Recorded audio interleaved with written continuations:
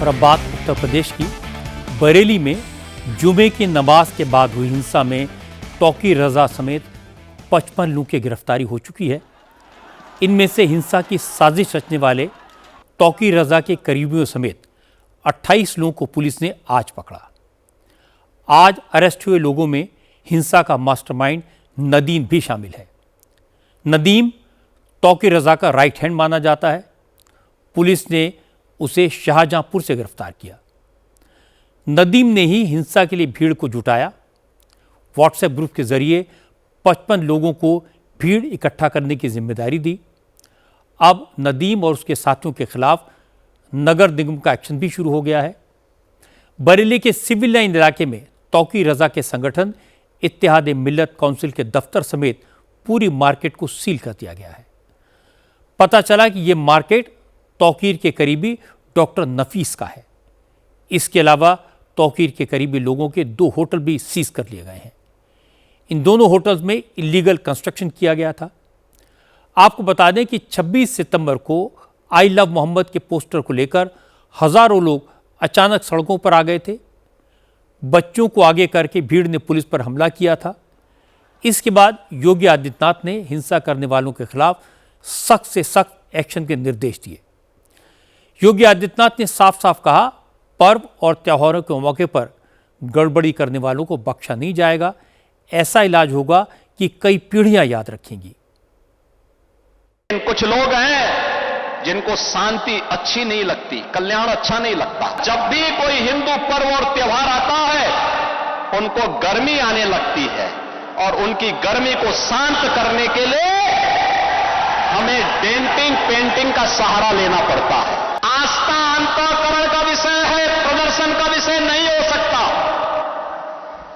जिसकी जो आस्था है अपनी आस्था के अनुसार अपने कार्यक्रमों को संपन्न करे, किसी को आपत्ति नहीं होगी। लेकिन आस्था के नाम पर तोड़फोड़ करोगे, आस्था के नाम पर आगजनी करोगे, आस्था के नाम पर राह चलते हुए नागरिकों पर हमला करोगे, पुलिस पर हमला करोगे, तो छेड़ोगे तो फिर छोड़ेंगे भी नहीं, और एक बार छोड़ेंगे नहीं तो फिर छूटोगे भी कभी नहीं। चेतावनी दे रहा हूं उन लोगों को जो कायरों की तरह, बुज़दिलों की तरह बच्चों और महिलाओं को आगे करने का काम कर रहे हैं। याद रखना, इसकी भारी कीमत चुकानी पड़ेगी उनको अगर उन्होंने किसी भी पर्व और त्योहार में व्यवधान डालने का काम किया तो। एक तरफ इस्लाम के में कहते हैं कि हम बुत परस्ती का विरोध करते हैं, ये उनका विषय है, उनका दर्शन है, उनकी फिलॉसफी है।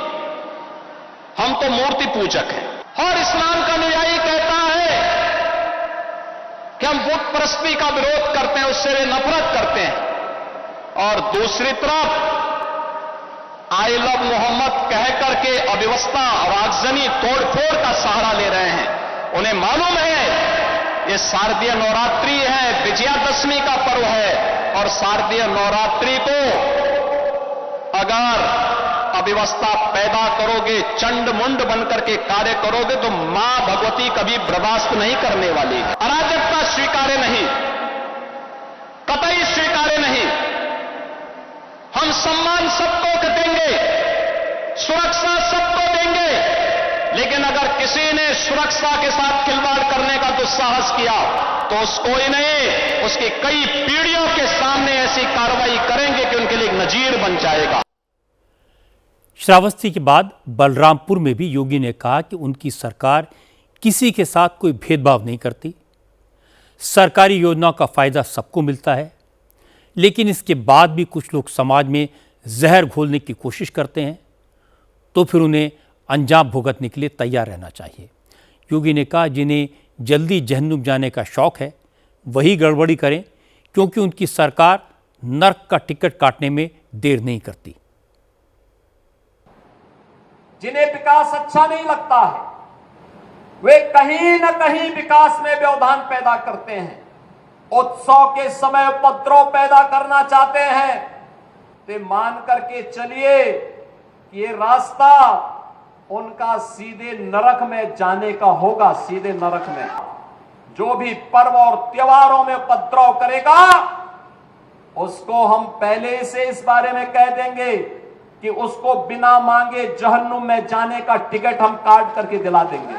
अगर किसी को जहन्नुम में जाना हो तो गजवाए हिंद के नाम पर अराजकता पैदा करने का कुत्सित प्रयास करें, और छद्म रूप में जो लोग इस प्रकार की गतिविधियों में लिप्त हैं वे भी कान खोल करके सुन लें।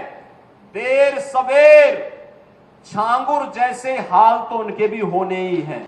लातों के भूत बातों से नहीं मानते, वे जितना सोचते हैं उससे ज्यादा हमारी पहले से तैयारी रहती है, और जब भी दुस्साहस करेंगे ऐसे ही पिटोगे जैसे बरेली के अंदर पीटे गए हो। योगी आदित्यनाथ की लाइन बिल्कुल क्लियर है, योजनाओं का लाभ देने में कोई भेदभाव नहीं किया जाएगा, लेकिन दंगा भड़काने वालों के साथ कोई रियायत नहीं बरती जाएगी। आगजनी और हिंसा करने वालों के खिलाफ तुरंत एक्शन होगा। लोग ये जानते हैं कि योगी जो कहते हैं वो करते हैं।